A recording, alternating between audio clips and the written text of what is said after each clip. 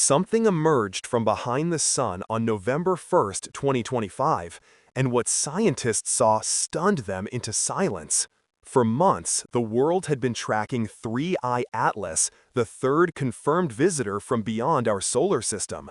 We watched it approach. We watched it dive toward the sun. And then, for weeks, we watched nothing as it vanished behind the star's blinding glare during its closest pass on October 29th. But when it reappeared, something was different, fundamentally different. Before I explain what changed, let me ask you this. What would you do if you discovered something that challenged everything we thought we understood about interstellar objects? Would you reveal it immediately? Or would you hold it back? NASA appears to have made their choice, and that choice is raising serious questions. Here's what we know. On October 2nd and 3rd, 2025, as 3I Atlas swept within just 29 million kilometers of Mars, NASA's Mars Reconnaissance Orbiter pointed its most powerful camera at the visitor. The HiRISE instrument, capable of resolving details down to 30 kilometers per pixel, captured what should be the clearest images humanity has ever obtained of an interstellar object. Images that could answer the most fundamental question. What exactly is 3I Atlas? But there's a problem. Those images were taken more than 40 days ago, and as of November 15th, 2025, NASA still hasn't released them, not to scientists and not to the public. Think about that. We have images 3 times sharper than anything Hubble produced. Images taken from an angle that could reveal the true geometry of the bizarre structures extending from the object. Images that could show the size of its nucleus, the shape of its jets, the nature of its tail, or anti-tail, and those files are sitting on a server marked as NASA-wide news, requiring special approval for release. Harvard astrophysicist Avi Loeb, one of the leading researchers studying 3I Atlas, has been openly urging NASA to publish the data. His frustration is obvious and justified. As he put it, science should not be held hostage by bureaucracy. He's right. Every day of delay is a day lost, a day we could be planning follow-up observations, coordinating telescopes across the world, analyzing what might be the strangest object we've ever seen. And here's where things get even stranger. NASA's HiRISE website continues to release new images of Mars every single day. Craters, dunes, routine geology. Business as usual. But on the 3I Atlas page, a special notice reads, "Any images of the interstellar comet 3I Atlas are considered NASA-wide news. Due to the federal government shutdown, the communication of NASA news has been suspended." Except the government shutdown ended days ago. The excuse expired, and yet the images remain unreleased. Why single out 3I Atlas? Why treat this object differently from every other observation? What did those images reveal that requires this level of caution? If this has your attention, make sure you're following closely, because what comes next makes the story even more unsettling. Let's rewind and talk about why 3I Atlas is special at all. This isn't a normal comet. It's only the third interstellar object humans have ever detected. The first was Oumuamua in 2017, that cigar-shaped enigma that sparked years of debate. The second was 2I Borisov in 2019, which behaved exactly like a textbook comet. And then came 3I Atlas, discovered on July 1st, 2025. From day one, something felt off. Its orbit was undoubtedly interstellar. That part was simple. But the object itself didn't behave like anything we've seen before. Hubble images from July revealed something unusual. Instead of a normal tail blown away from the sun, there was a structure extending toward it, an anti-tail. Rare, but not impossible. But then came perihelion, October 29th, 2025, when the object made its closest approach to the sun. This is when comets flare up, fragment, brighten dramatically. But 3I Atlas did something different, something no one expected. And NASA's unpublished images may hold the answer to why. Scientists had their telescopes ready, their instruments calibrated, waiting to see what 3 Atlas would do. What they saw was unprecedented. And that brings us back to those missing images. The high-rise camera caught 3 Atlas during this critical period from the perfect vantage point. While Hubble had captured an edge-on view back in July, seeing the anti-tail from just 10 degrees off the sun's direction, HiRISE would have given us a side view, a completely different perspective that could reveal the three-dimensional structure of whatever was happening. Professor Lowe emphasizes this point repeatedly. A picture is worth 1,000 words, he says, and he's right. We can theorize all we want, but actual data, actual images, those are what drive science forward. So why the delay? The official explanation keeps shifting. First, it was the government shutdown. Now that excuse is gone. Some suggest it's bureaucratic processing time. Others wonder if there's internal debate about what the images show, whether they need additional analysis before release, whether the implications require careful handling. But here's what's not in dispute. Every single day that passes is a day lost. 3 Atlas is moving away from us now, getting dimmer, harder to observe. Follow-up observations need to happen soon before it becomes too faint for detailed study. And those follow-up observations should be informed by the HiRISE data.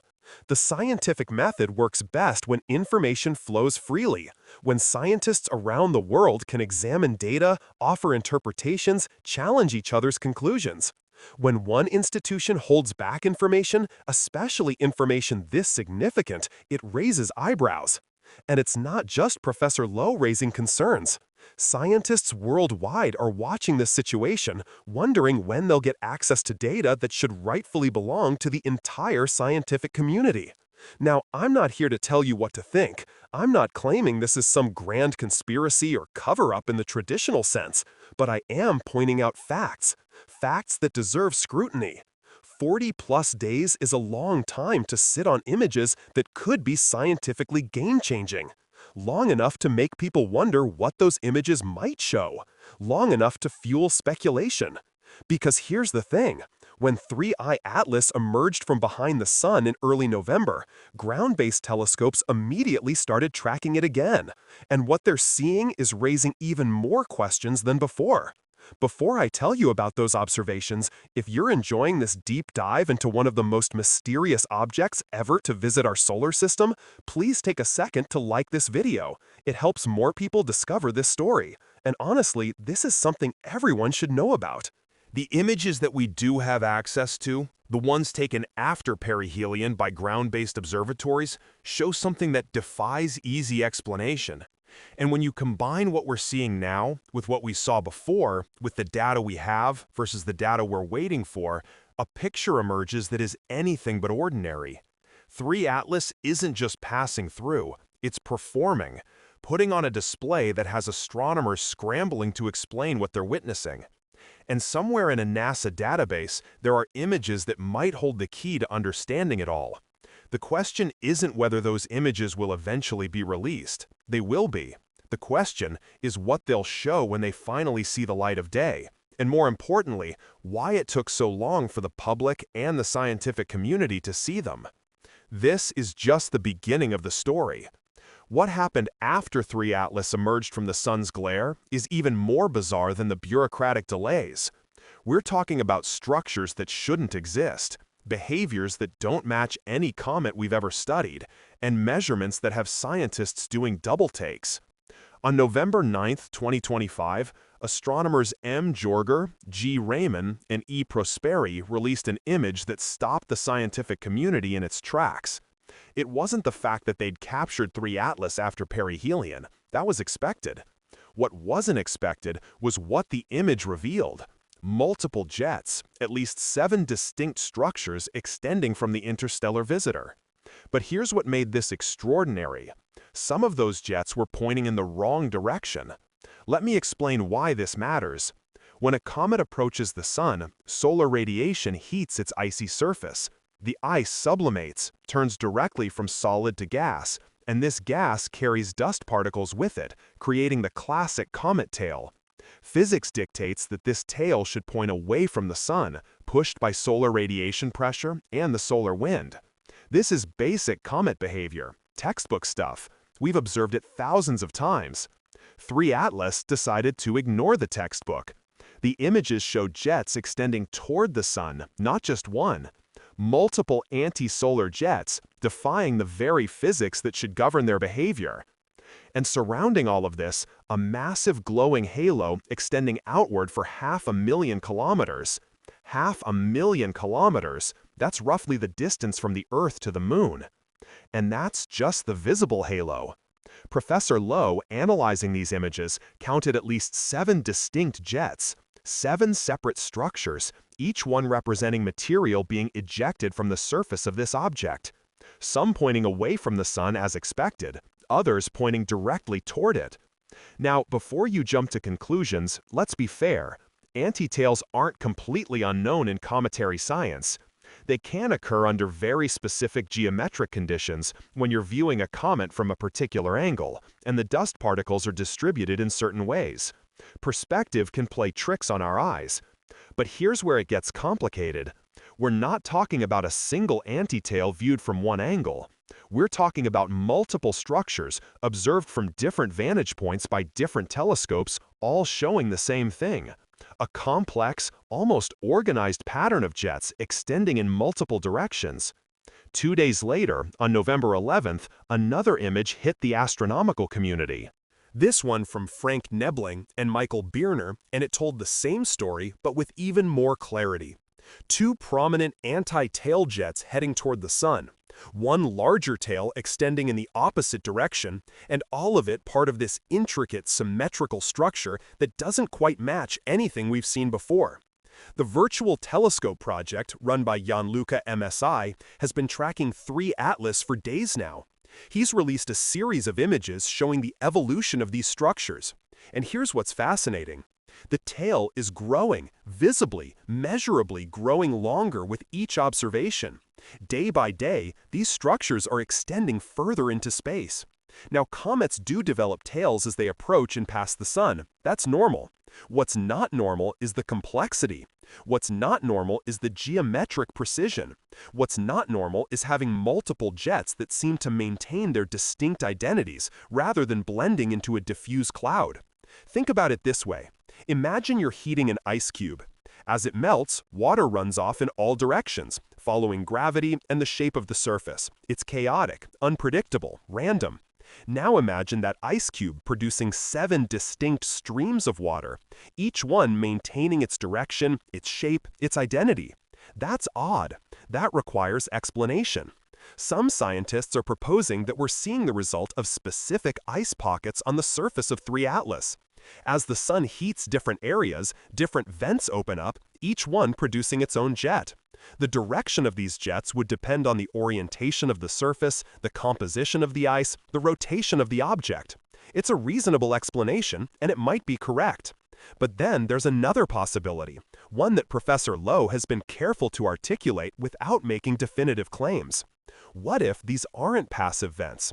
What if these are active exhaust points? Hold on. Before you dismiss that idea, let's look at the numbers. When ice sublimates from a comet's surface, the gas escapes at relatively low velocities.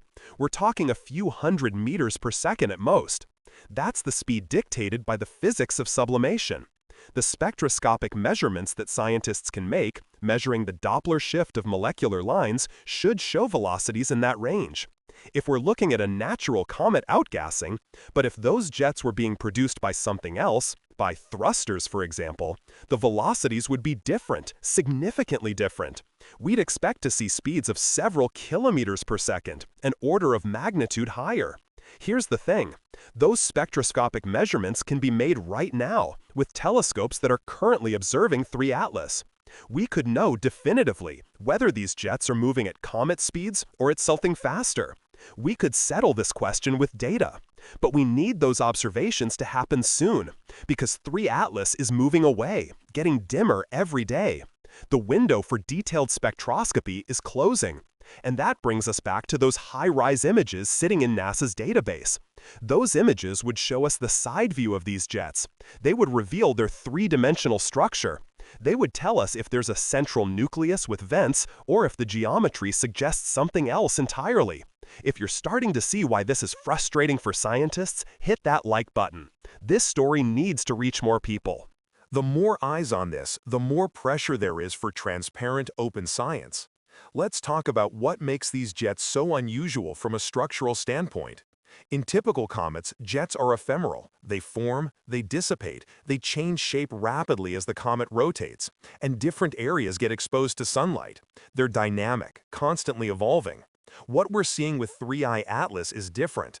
These jets appear stable. They maintain their form over multiple observation periods. They extend for enormous distances, well over 1 million kilometers in some cases, without dissipating into the background. That level of collimation, that's the technical term for how focused and beam-like these jets are, is unusual. Not impossible, but unusual. It suggests either a very specific surface structure channeling the gas, or a very specific mechanism producing the jets in the first place. And then there's the symmetry. Look at the images carefully. Multiple jets, but they're not randomly distributed. There's a pattern and organization to their arrangement. Some scientists see this and think rotating nucleus with specific vent locations. Others see it and wonder. The question isn't whether natural processes can produce jets. They can. They do all the time. The question is whether natural processes can produce this specific pattern of jets with this specific geometry, with this specific behavior, all from an object that came from interstellar space and is unlike any comet we've studied before. Science works by building models, making predictions, and testing those predictions against observations. Right now, we have multiple models. The natural comet model says 3I Atlas is an icy body, probably somewhat different in composition from solar system comets because it formed around a different star, but fundamentally behaving according to known physics. That model predicts certain things. It predicts sublimation velocities in a specific range. It predicts certain spectral signatures from the gases being released. It predicts fragmentation is possible, maybe even likely after the intense heating near perihelion. And then there's the other model, the one that says maybe, just maybe, we're not looking at a natural object. That model makes different predictions: higher velocities, possible course corrections, anomalous accelerations not explained by outgassing. Here's what's interesting. We're starting to see data that fits the second model, and that should make everyone pay attention. On October 31st, just 2 days after perihelion, a report emerged showing evidence of non-gravitational acceleration of 3I Atlas. That means the object wasn't following a purely ballistic trajectory. Something was pushing it, changing its course, however slightly. Now, comets can show non-gravitational acceleration. The rocket effect from outgassing can push them slightly off their predicted orbits. This happens. It's documented. But the magnitude and timing of the acceleration detected with 3I Atlas raised eyebrows. Was it just vigorous outgassing? Quite possibly. Or was it something else? The data is there, it's being analyzed, and the scientific community is divided on what it means. This is how science should work: multiple hypotheses, rigorous testing, open debate. What's frustrating is when data that could help resolve these questions is held back, delayed, kept from the researchers who need it most. Every day without the high-rise images is another day of uncertainty. Another day where we can't definitively say what these jets are, where they're coming from, what's producing them. But we do know this: whatever 3I Atlas is, it's putting on a show unlike anything we've seen from an interstellar visitor before. 7 distinct jets, a growing tail, a massive halo, complex structures that maintain their integrity across millions of kilometers. And somewhere in those structures, in the geometry of those jets, in the velocities we haven't measured yet, lies the answer to what this object really is. The question is whether we'll get that answer before 3I Atlas becomes too faint to study in detail, whether the data will be released in time, whether science will triumph over bureaucracy. Because what comes next in this story gets even stranger. We haven't even talked about the radio signal yet. October 24th, 2025, 5 days before perihelion. While the world's optical telescopes were pointed at 3I Atlas, capturing images in visible light, a radio telescope in South Africa was listening. The Meerkat Radio Telescope Array, one of the most sensitive radio observatories in the Southern Hemisphere. 74 individual dishes working in concert capable of detecting the faintest whispers of radio emission from across the cosmos. And on that day, it heard something from 3I Atlas. The announcement didn't come until November 8th, 2 weeks after the detection. And when it did, it sent ripples through the astronomical community. For the first time, we had detected radio emissions from this interstellar visitor. Not reflected signals, not scatter, active radio absorption lines, indicating the presence of specific molecules being shed by the object. The frequency 1.66 and 1.67 gigahertz. Now, if you're not deeply immersed in radio astronomy, that number might not mean anything to you. But to those who study the cosmos through radio waves, that frequency is significant. Very significant. That's the characteristic frequency of hydroxyl radicals, O molecules, one oxygen atom bonded to one hydrogen atom. And what makes this particularly interesting is where that frequency sits in the electromagnetic spectrum.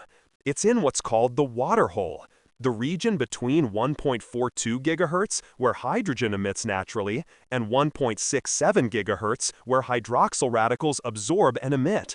This narrow band of frequencies has long been considered one of the most promising places to search for signals from technological civilizations. It's relatively quiet, cosmically speaking, a natural choice for communication if you wanted your signal to be heard above the background noise of the universe. Does that mean the signal from 3I Atlas is artificial? No, absolutely not. Let me be very clear about this. Hydroxyl radicals are common in comets. As water ice sublimates and breaks down under solar radiation, O molecules are a natural byproduct. Detecting them is exactly what we'd expect from a comet near the sun. But here's what makes this detection noteworthy. It's the first radio detection from 3I Atlas since its discovery. For months, this object was observed optically, but radio telescopes hadn't picked up anything definitive. Then, 5 days before, perihelion, at the moment of peak solar heating, the Meerkat array detects a clear signal at 1.66666 gigahertz. The timing is perfect for a comet outgassing water. The frequency matches exactly what hydroxyl radicals should produce. By every conventional measure, this is a natural, expected phenomenon. And yet, the detection raised questions not because of what it showed, but because of what we don't know about the object producing it. Is this a garden-variety icy comet from another star system, or is it something that's designed to look like a garden-variety icy comet? Professor Lowe has been careful in his public statements about this detection. He acknowledges it's consistent with natural outgassing. He also points out that if you wanted to create a plausible cover for an artificial object traveling through a solar system, coating it in ice and allowing natural sublimation to occur would be a pretty effective strategy. It sounds like science fiction, and maybe it is, but here's the thing about science. We can't dismiss possibilities just because they sound unlikely. We test them, we gather data, we let the evidence guide us. So what would distinguish between natural O emissions and something else? Velocity, for one thing. If you can measure the Doppler shift of those radio lines precisely enough, you can determine how fast the O molecules are moving away from the source. Natural sublimation produces specific velocities. Artificial venting, if it existed, might produce different velocities. Have those detailed velocity measurements been published? Not yet. The detection was announced, but the full analysis of the spectral lines is still ongoing, or at least that's what we're told. And this is where the pattern starts to become frustrating. Another piece of crucial data still being analyzed, still being processed, still not available to the wider scientific community for independent verification and study. If you're noticing a trend here, so am I. Hit that subscribe button because this story is far from over, and you're going to want to follow how this unfolds. Let's talk about what else makes the 1.666 gigahertz detection interesting. That specific frequency has historical significance in the search for extraterrestrial intelligence. In fact, there's a famous incident that some of you might remember, the WOW signal. August 15, 1977, the Big Ear Radio Telescope in Ohio detected a strong, narrowband radio signal at 1.420 gigahertz, the hydrogen line. It lasted 72 seconds and was so unexpected, so anomalous, that the astronomer reviewing the data wrote, "Wow," in the margin.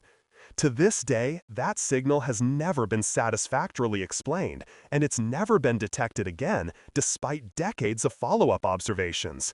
Now, I'm not saying 3I Atlas is related to the WOW signal. The frequencies aren't exactly the same, the circumstances are completely different, and hydroxyl emissions are far more common than narrowband hydrogen signals. But it is interesting that an interstellar object is producing radio emissions in the water hole, a region of the spectrum that's been central to SETI research for half a century. Coincidence? Almost certainly, but coincidences can be thought-provoking. Here's what we know for certain about the meerkat detection. The hydroxyl radical absorption lines were centrally concentrated in the observations. That means the emission was coming from near the nucleus of the object, not from a diffuse cloud spread across millions of kilometers. It confirms that 3I Atlas has a solid core that's shedding material consistent with either a comet or a designed object with an ice coating. The fact that the signal was only detected on October 24th is also telling. This was during the period of maximum solar heating when sublimation would be at its peak. If 3I Atlas is a natural comet, this is exactly when we'd expect to see the strongest O emissions. The timing fits, but the timing also fits another scenario. If an object needed to perform maneuvers to adjust its trajectory or orientation, the perihelion passage would be the perfect time to do it. Any anomalous activity could be attributed to natural outgassing. Any acceleration could be explained away as the rocket effect from sublimating ice. I'm not claiming that's what happened. I'm pointing out that both explanations fit the observed data equally well. And without more detailed measurements, without spectroscopic analysis of those jet velocities, without the high-rise images showing the geometry of the mass ejection, we can't definitively choose between them. This is the challenge of studying objects from interstellar space. They're unique. We can't compare 3I Atlas to a catalog of similar objects because we don't have a catalog. Oumuamua was one data point, 2I Boris was another. Now we have 3I Atlas, 3 objects, 3 very different behaviors. From this, we're supposed to construct a theory of what interstellar objects typically look like. It's like trying to understand what cars are by examining 3 random vehicles. You might get a bicycle, a motorcycle, and a semi-truck. Are those all the same category? Well, they're all transportation, but they're fundamentally different in design and purpose. Maybe 3I Atlas is just an unusual comet. Maybe the jets, the radio signal, the non-gravitational acceleration, the complex structure, maybe all of it has natural explanations that we just haven't fully worked out yet. Or maybe we're witnessing something else. Something that's been traveling between stars for who knows how long, entering our solar system at this precise moment in human history, when we finally have the technology to detect it, to track it, to study it. The radio detection adds another piece to this puzzle, but like all the other pieces, it doesn't give us a clear picture on its own. We need context. We need the full data set. We need those velocity measurements, those spectroscopic analyses, those high-resolution images. And we need them before 3I Atlas fades from view. Because here's something that hasn't gotten enough attention. This object has been transforming throughout its passage. When it emerged from behind the sun, it wasn't the same object that went in. The structure changed, the jets appeared, the tail grew. Something fundamental shifted during that perihelion passage. Was it thermal stress causing the surface to crack and vent? Was it tidal forces from solar gravity? Was it radiation damage altering the surface composition? All of those are plausible for a natural object. But there's another possibility, one that sounds like science fiction, but deserves consideration given the anomalies we're observing. What if the perihelion passage was a planned maneuver? What if 3I Atlas used the sun's gravity to alter its trajectory to adjust its course for whatever comes next? Gravitational slingshots are routine in space exploration. We use them all the time to send probes to the outer solar system. Pioneer, Voyager, New Horizons, all of them leveraged planetary gravity to gain speed and change direction. It's efficient, it's elegant, and it requires precise timing and navigation. Could a natural object execute a gravitational slingshot? Not deliberately, no. But if an object from interstellar space happened to have a trajectory that brought it close to our sun, the gravitational assist would occur, whether the object was natural or artificial. The question is whether the trajectory was deliberate or coincidental. And to answer that, we'd need to track any changes in velocity or direction that can't be explained by gravity and natural outgassing alone. Which brings us back once again to the data we're waiting for, the measurements we need, the images sitting in a NASA database. The 1.666 gigahertz signal is fascinating. It confirms 3 Atlas is shedding hydroxyl radicals, probably from water ice. It tells us the object has volatile materials that respond to solar heating. It gives us a radio fingerprint that can be studied and analyzed, but it doesn't answer the fundamental question: what is this object? For that, we need the complete picture, and we're still waiting. Let's talk about what shouldn't be possible. When the Hubble Space Telescope captured its image of 3 Atlas back on July 21, 2025, astronomers noticed something that violated their expectations. The object had a tail, yes, but it was pointing in the wrong direction, toward the sun instead of away from it, an anti-tail. A structure extending from the comet's nucleus sunward, defying the basic physics of how cometary tails are supposed to behave. Now, I mentioned earlier that anti-tails can occur naturally under specific viewing geometries. That's true. When you observe a comet from certain angles, dust particles along its orbital plane can create the illusion of a tail pointing toward the sun. It's a perspective effect, like railroad tracks appearing to converge in the distance. But what Hubble saw wasn't a perspective illusion. The observation was made from a viewing angle just 10 degrees off the sun's direction relative to 3 Atlas. This was essentially an edge-on view of whatever structure was extending from the object. And that structure was real, physical, extending toward the sun against all the forces that should be pushing it away. Here's why this matters. Solar radiation pressure is powerful. Photons from the sun carry momentum, and when they hit dust particles, they push them always outward, always away from the sun. This is what creates the classic cometary tail, that beautiful streamer that always points away from the solar direction, regardless of which way the comet is moving. For material to move toward the sun, it needs to be traveling with significant velocity in that direction. It needs to be actively propelled, not passively swept. The sublimation of ice doesn't typically do this. When ice turns to gas on a comet's surface, it generally expands in all directions, and then solar pressure takes over, pushing everything anti-solar. So what could create a sustained jet of material moving sunward? That's the question that has astronomers debating. One possibility is rotation. If 3 Atlas is spinning, and if there's a vent or active area on its surface oriented toward the sun at specific times in its rotation, it could produce jets in that direction. The momentum from the expanding gas could overcome solar radiation pressure, at least initially, creating these sunward structures. It's plausible. It requires specific conditions, a specific geometry, a specific rotation rate, and axis orientation. But it's possible. The other possibility is more unsettling. What if those aren't passive vents? What if they're active thrusters, deliberately oriented to produce thrust in specific directions? Before you dismiss that idea, consider this.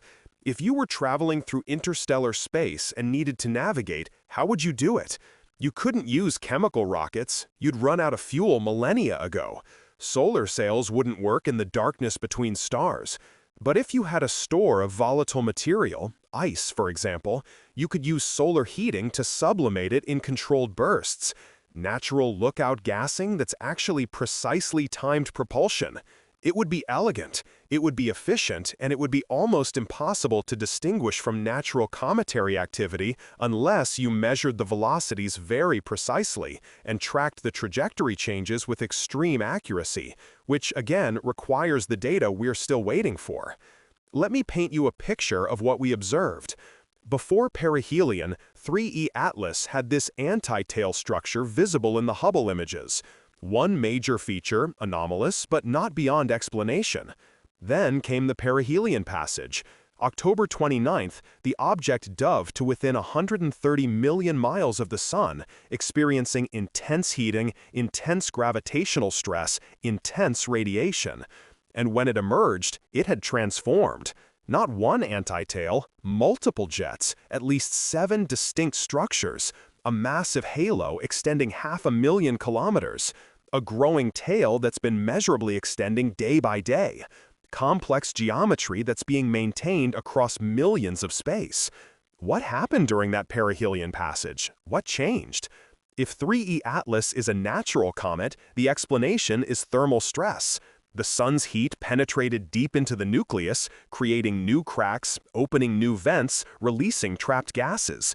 The intense radiation altered the surface composition, possibly exposing fresh ice or triggering chemical reactions that changed how the object outgasses. Comets do fragment and change during close solar approaches. We've seen it happen. Comet Shoemaker-Levy 9 broke into multiple pieces before impacting Jupiter. Comet Isen disintegrated during its perihelion passage. Thermal stress can absolutely cause dramatic changes in cometary structure. But here's what's interesting about 3E Atlas. It didn't fragment, it didn't break apart, it transformed into something more complex, more organized, more structured than what went in. That's not typical fragmentation behavior. When comets break apart, they become messier, more chaotic. They split into multiple pieces that drift apart, each following slightly different trajectories.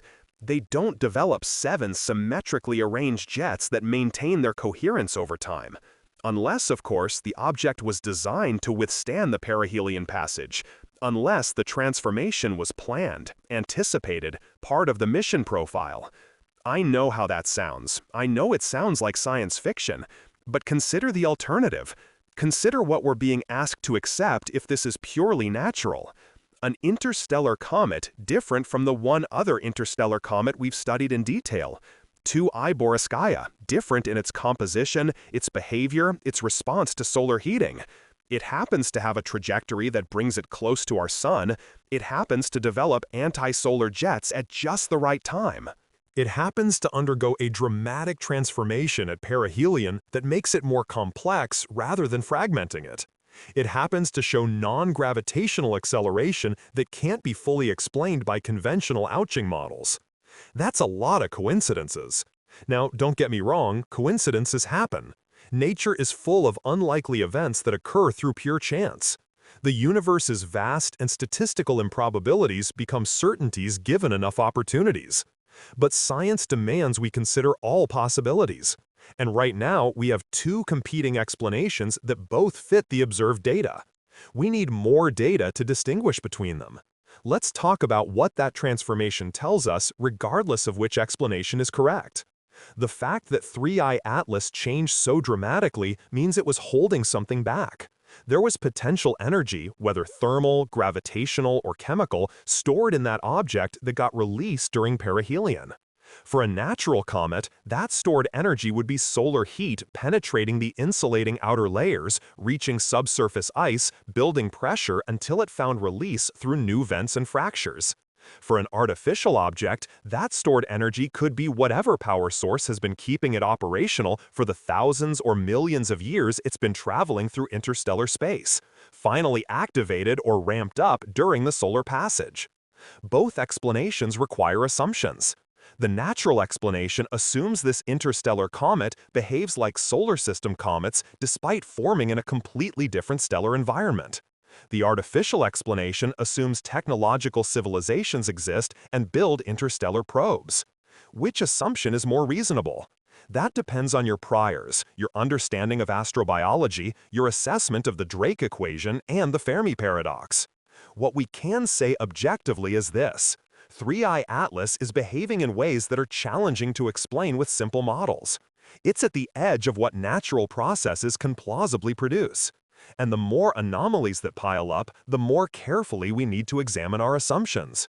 The anti-tail isn't just a curiosity, it's a signature, a fingerprint of whatever process is ejecting material from this object. Combined with the radio signal, the multiple jets, the non-gravitational acceleration, the geometric complexity, it paints a picture of an object that's far more active, far more dynamic than a typical inert space rock.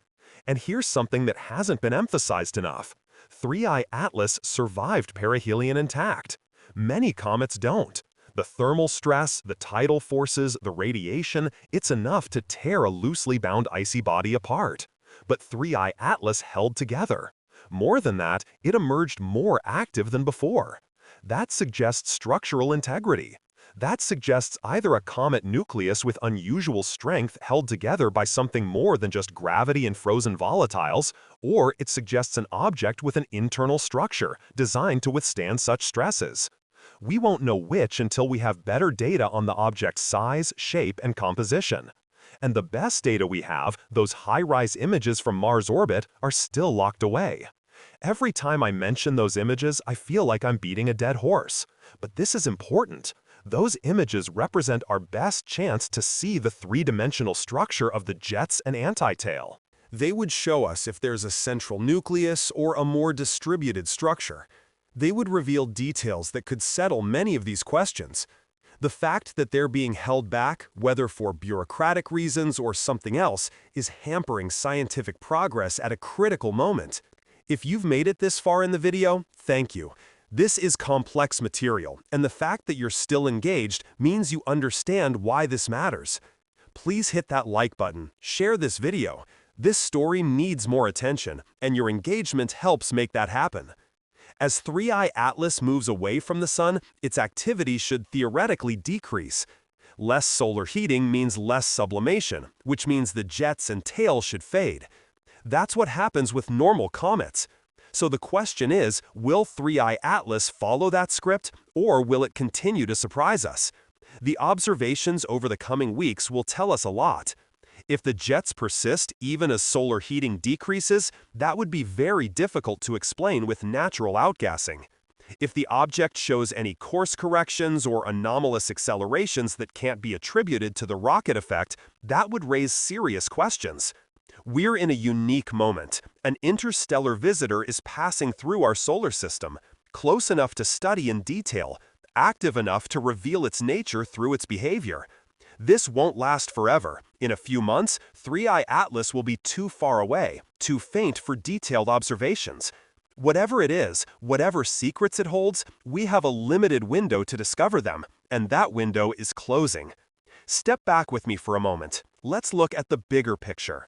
We are living in the first era of human history where we can detect and study objects from other star systems. For thousands of years of astronomy, we looked at the stars and wondered what was out there.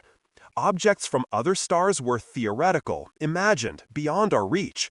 That changed in 2017 with Oumuamua, then 2019 with 2I Boris, now 2025 with 3I Atlas. In less than a decade, we've gone from 0 confirmed interstellar objects to 3. Oumuamua was the wake-up call. Elongated, tumbling through space, showing non-gravitational acceleration that sparked years of debate. Was it a comet, a nitrogen iceberg, a light sail? We still don't have consensus. 2I Boris was the textbook case. It looked like a comet, acted like a comet. It was comforting. It told us other star systems make icy bodies similar to ours. And then came 3I Atlas. Different from both, more active than Oumuamua, more complex than 2I Boris, displaying behaviors that don't quite fit either category. One interpretation is natural variation. We're seeing the beginning of a statistical sample. As we detect more visitors, we'll understand what's normal and what's anomalous. But there's another interpretation. What if some of these visitors are not natural at all? Professor Lowe has been vocal about this possibility, not to sensationalize, but because scientifically we cannot rule it out. If there's even a small probability we're observing technology from another civilization, we have an obligation to investigate thoroughly. Think about the implications. If 3I Atlas is artificial, not flying saucers, but a probe, perhaps autonomous, perhaps ancient, traveling through the galaxy, what would that mean? It would mean we're not alone. It would mean another civilization achieved interstellar capability. It would mean the galaxy is or was populated by technological species. That's profound. That changes everything about how we see ourselves, our place in the cosmos, our future. But it raises questions. If interstellar probes are passing through, why no contact? Why the ambiguity? Maybe contact isn't the goal. Maybe these are survey missions, data collection, observation without interference. Or maybe 3I Atlas is exactly what it appears to be, an unusual but natural interstellar comet teaching us about galactic diversity. Science works best when we hold multiple hypotheses and let data guide us. Right now, we have intriguing anomalies, behaviors that challenge simple explanations, but we don't have proof. What frustrates scientists is when institutional barriers slow this process, when data that could resolve questions is delayed for bureaucratic reasons. The high-rise images are one example. It's part of a larger pattern in how we handle potential extraordinary discoveries. There's a tendency toward caution, toward controlling the narrative, but extraordinary discoveries require extraordinary transparency. That information belongs to all humanity. The very fact we're having this conversation is significant. A Harvard professor can publicly suggest we consider the possibility of interstellar technology and be taken seriously. That represents a shift. For decades, extraterrestrial intelligence was almost taboo in mainstream science. That's changing. Organizations like the Galileo Project are bringing rigorous methodology to the search for technological signatures. 3I Atlas is pushing that conversation forward. It's forcing us to think about what we'd expect to see if interstellar probes exist, what signatures they'd leave. Let's talk statistics.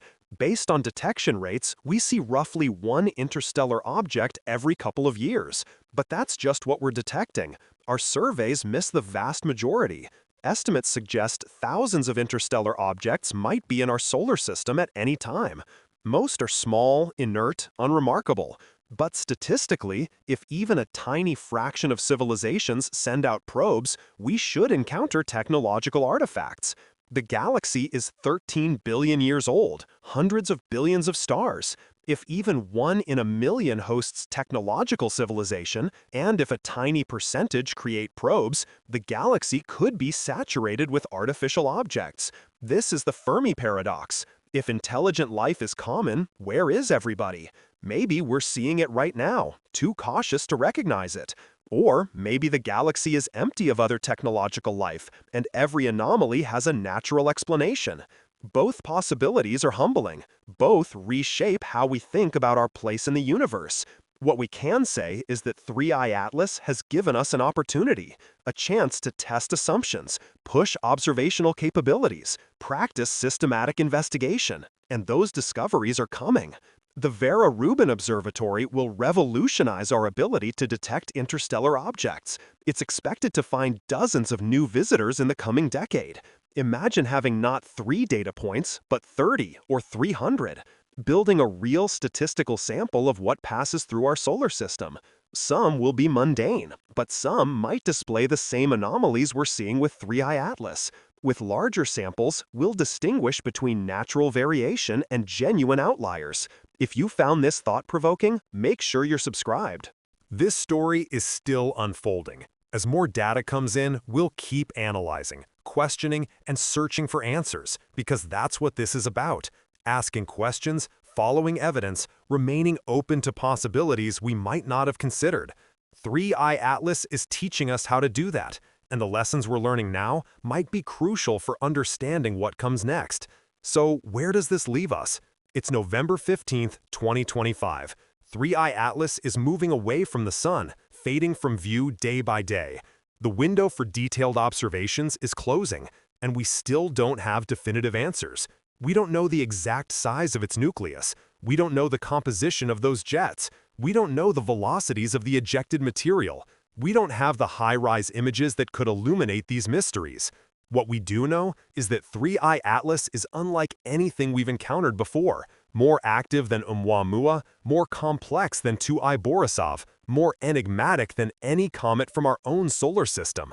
And that ambiguity is both frustrating and exhilarating. Frustrating because we have incredible technology, telescopes that can peer billions of light years into space, detect planets around distant stars, image black holes. Yet, here's an object in our immediate neighborhood, and we're still piecing together what it is from incomplete data. But exhilarating because this is how discovery works. This is the frontier. Not everything fits into established categories. Sometimes nature surprises us, challenges us, forces us to expand our thinking. The story of 3I Atlas is really about how we approach the unknown. Do we default to conventional explanations, or do we remain open to unconventional possibilities? The answer is both. We need the rigor of conventional science, the careful analysis, the demand for extraordinary evidence. But we also need imagination to consider alternatives, to follow data wherever it leads. Professor Lowe has been walking that line. He's not claiming alien technology. He's saying we should consider that possibility seriously and test it rigorously. That's not sensationalism. That's good science. The truth is, we should be comfortable with discomfort. The universe is strange. Quantum mechanics is strange. Dark matter is strange. Why should the possibility of other technological civilizations be the one strange thing we refuse to consider? It shouldn't be, and increasingly, it isn't. The scientific community is recognizing that the search for technosignatures is legitimate inquiry. NASA has programs dedicated to it. The conversation is changing. 3I Atlas is part of that change. Even if it's completely natural, the discussions it sparked, the methodologies being developed, the willingness to ask uncomfortable questions, all of that moves the field forward. So, what happens next? What should we watch for first? Those high-rise images need to be released. If you value scientific transparency, make your voice heard. Contact NASA. Ask why images taken over 40 days ago are still being held. Second, follow the spectroscopic observations. Research teams are analyzing the jets, measuring velocities, identifying molecular signatures. When published, they'll provide crucial constraints on what 3I Atlas is. Third, watch for trajectory changes. If 3I Atlas shows course corrections unexplained by gravity and conventional outgassing, that would be significant.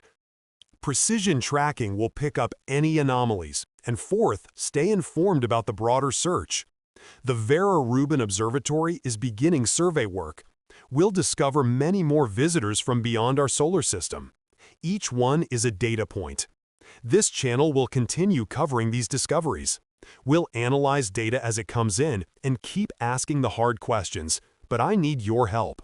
If you found this deep dive valuable, please subscribe to this channel. Click that notification bell and share this video with anyone interested in this story. The algorithm rewards engagement. The more people watch, like, comment, and share, the wider this story spreads, and it deserves to be seen. We are living through an extraordinary moment. For the first time in history, we can detect and study objects arriving from other star systems. We are building tools to tell natural phenomena from possible technology. We are asking questions that just a generation ago would have been pure science fiction. 3I Atlas is teaching us how to navigate this new frontier, how to balance healthy skepticism with openness, how to demand evidence while acknowledging uncertainty, how to chase truth even when it challenges our deepest assumptions. Soon, 3I Atlas will fade from view. It will travel too far for detailed observation, continuing its silent journey across the galaxy. Yet the questions it raises will remain. The methods we've developed to study it will improve. The debates, the theories, the curiosity will continue. This isn't just about one object. It's about how we approach the unknown in a universe brimming with mysteries. We've barely begun exploring our cosmic neighborhood. Every anomaly, every unexplained signal is a chance to learn something new. Maybe 3I Atlas is just a comet, an extraordinary, highly active interstellar comet, revealing the diversity of objects formed around other stars. That alone is fascinating. But maybe it's something more, something that challenges what we believe is possible, something that could redefine our understanding of the galaxy. Either way, humanity wins. Either way, we learn. That is the essence of science, not confirming what we already know, but uncovering what we don't. It's about being surprised by reality. 3I Atlas has surprised us. It has defied expectations. It has given us riddles to solve, mysteries to contemplate. And isn't that exactly what we should hope for from a visitor from the stars? Thank you for watching. Thank you for your curiosity, your engagement, and your willingness to explore complex questions. Keep looking up. Keep asking questions. Keep demanding transparency from those who hold the data we need. The story of 3i Atlas is far from over. In many ways, it is only just beginning. Subscribe, like, share, and join us on this journey, because the universe is full of wonders, and we've only just started discovering them.